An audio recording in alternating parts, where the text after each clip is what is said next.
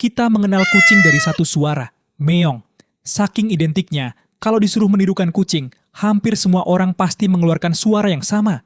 Tapi ada satu masalah, kucing dewasa justru relatif jarang menggunakan meong ketika berkomunikasi dengan sesama kucing. Mereka tentu bisa mengeong ke kucing lain, tapi suara yang paling kita kenal sebagai bahasa kucing ini justru sangat sering diarahkan kepada makhluk yang bahkan bukan kucing, manusia. Jadi, kalau meong bukan sesuatu yang sangat mereka butuhkan untuk berbicara dengan sesamanya, kenapa mereka begitu sering menggunakannya kepada kita? Dan makin jauh kita mencari jawabannya, makin aneh ceritanya. Karena mungkin selama ini kita salah melihat hubungan ini. Kita mengira manusia sedang belajar memahami bahasa kucing. Padahal, bisa jadi kucinglah yang lebih dulu belajar bagaimana cara membuat manusia bereaksi. Coba lihat dua kucing yang baru bertemu. Mereka belum mengeong, tapi percakapannya sebenarnya sudah dimulai. Yang satu berhenti bergerak, yang lain menatap, telinga berubah posisi, ekor bergerak, tubuh sedikit merendah, jarak di antara mereka ikut berubah. Buat kita, mereka mungkin cuma berdiri dan saling melihat. Buat kucing lain, ada banyak informasi di situ. Dan bukan cuma lewat tubuh, ada satu dunia lain yang hampir tidak bisa kita ikuti. Bau, kucing menggunakan aroma, postur tubuh, tatapan, sentuhan, jarak, dan berbagai jenis suara untuk berkomunikasi. Artinya, diam bukan berarti tidak sedang bicara. Mereka cuma tidak harus bicara dengan cara yang kita pahami. Jadi jawaban pertama kita sebenarnya cukup sederhana. Kenapa kucing dewasa jarang mengeong ke sesamanya? Karena sesama kucing sudah punya banyak cara lain untuk saling memahami. Sampai sini misterinya seperti selesai. Tapi, justru muncul masalah yang lebih besar. Kalau kucing sudah punya sistem komunikasi yang lengkap, kenapa mereka perlu menambahkan meong ketika lawan bicaranya adalah manusia? Mungkin karena kita ini, lawan bicara yang cukup buruk. Kucing meninggalkan informasi lewat aroma. Kita hampir nggak menangkap apa-apa. Telinganya mulai mundur, sering nggak sadar. Ekornya mulai menghantam-hantam, masih kita elus. Lalu beberapa detik kemudian, tangan digigit. Dan manusia bilang, "Loh, kok tiba-tiba?" Padahal mungkin dari tadi dia sudah kasih tahu, masalahnya bukan kucingnya diam, kita yang nggak ngerti.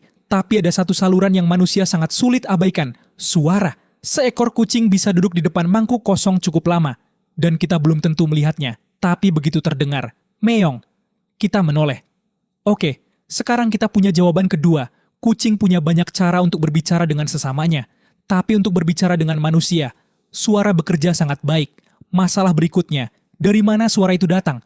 Apakah kucing menciptakan meong setelah hidup bersama kita? Ternyata, petunjuknya sudah ada jauh sebelum itu. Saat mereka masih bayi, anak kucing yang terpisah dari induknya memang mengeluarkan panggilan. Mereka masih kecil, belum mandiri. Kalau ada masalah, pilihan mereka terbatas. Mereka nggak bisa mencari makan sendiri. Nggak bisa membuka pintu. Nggak bisa berjalan jauh mencari bantuan.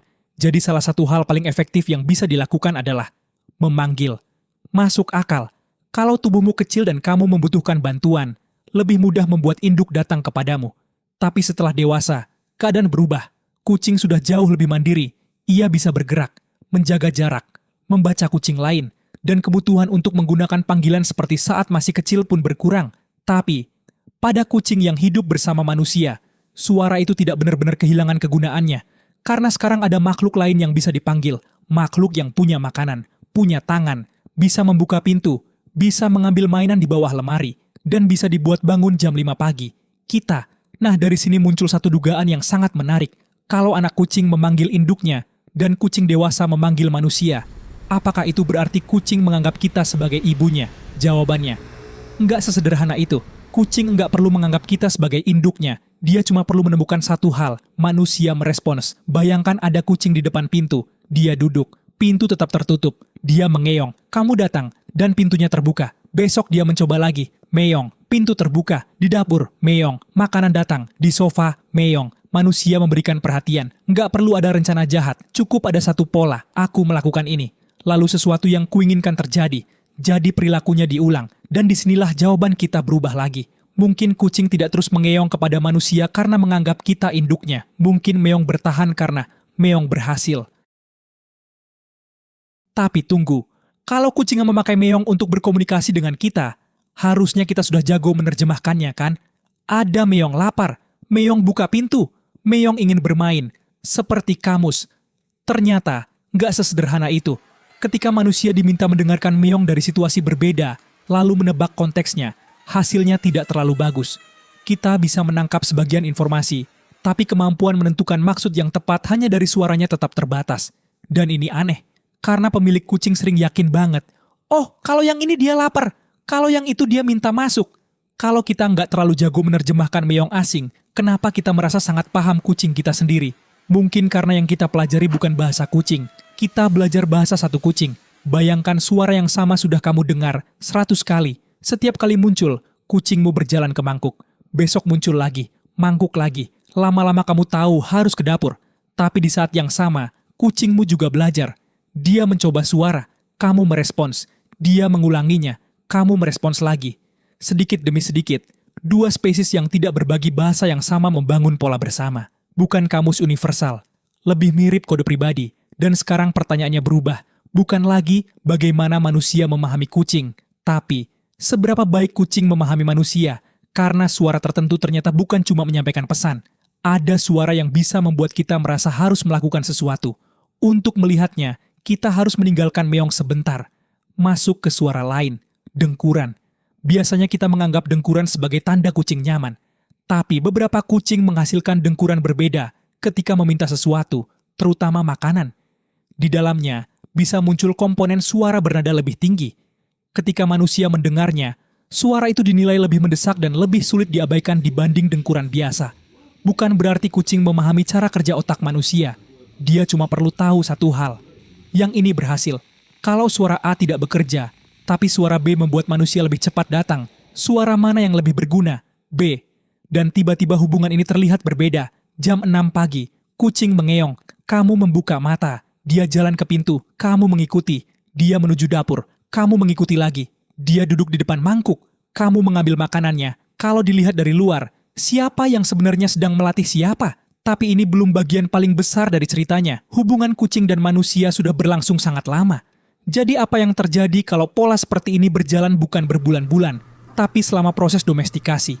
Penelitian menunjukkan vokalisasi kucing domestik berbeda dari kerabat liarnya dan lebih fleksibel dalam beberapa aspek. Kita belum bisa bilang manusia menciptakan meong, tapi hidup bersama manusia tampaknya ikut membentuk bagaimana suara itu digunakan. Dan setiap kali kita merespons, membuka pintu, atau memberi makanan, kita memberitahu kucing satu hal. Ya, cara itu berhasil. Sekarang kita akhirnya bisa menjawab pertanyaan awal. Kenapa kucing dewasa jarang mengeong ke sesama kucing?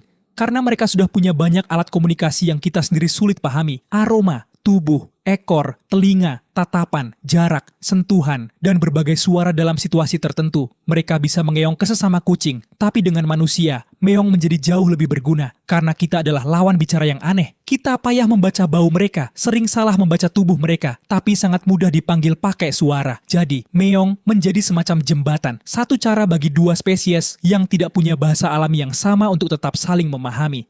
Tapi ada satu konsekuensi. Kalau komunikasi itu dibentuk oleh kebiasaan bersama, maka meong kucingmu mungkin tidak sepenuhnya ditujukan kepada manusia. Ia ditujukan kepada kamu. Kucingmu belajar kapan kamu bangun, kapan kamu memberi makan, suara seperti apa yang membuatmu menoleh, dan berapa kali dia harus memanggil sebelum kamu datang. Dan tanpa sadar, kamu juga mempelajari dia. Dua spesies yang tidak punya bahasa alami yang sama, tapi berhasil menciptakan sesuatu di tengah-tengahnya. Jadi lain kali kucingmu menatap wajahmu lalu berkata, "Meong, jangan buru-buru berpikir, wah aku sudah paham bahasa kucing."